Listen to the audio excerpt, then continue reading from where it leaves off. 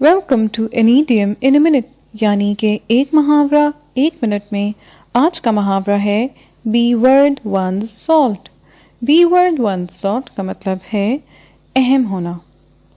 Salt یا نمک کو آپ کسی سستی سی چیز کے علاوہ کچھ خاص نہیں سمجھتے جو کہ چپس کے اوپر یا پاپ کارن کے اوپر ڈال کر کھایا جاتا ہے، لیکن حقیقت میں یہ ایک پکانے کی چیز سے کہیں زیادہ اہم اور قیمتی مادے کی حیثیت رکھتا ہے، جس کی ایک لمبی تاریخ ہے۔ یہ نہ صرف انسانی جسم کو مناسب طریقے سے کام کرنے میں مدد دیتا ہے، بلکہ کیمیکلز کی تیاری سے لے کر سڑکوں کی تکمیل تک ہر چیز کے لیے استعمال ہوتا ہے۔ پرانے زمانے میں جب فریج وغیرہ نہیں ہوا کرتے تھے تو چیزوں کو پرزرو کرنے کے لیے نمک ہی کا استعمال کیا جاتا تھا۔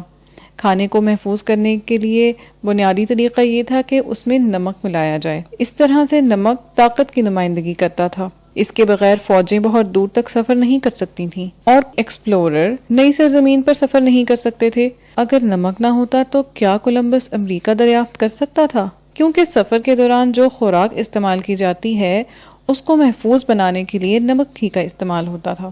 یہ بھی کہا جاتا ہے کہ پرانے زمانے میں فوجیوں کی تنخواہ میں انہیں نمک کا الاؤنس الگ سے دیا جاتا تھا۔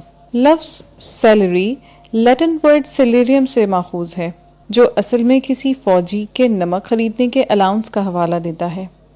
تو بی ورڈ ون سالٹ کا مطلب ہے کسی چیز کا اہم ہونا، مؤثر ہونا یا پھر کسی ریوارڈ کا حقدار ہونا، اور اس ریوارڈ کو پے یا سیلری بھی کہا جا سکتا ہے۔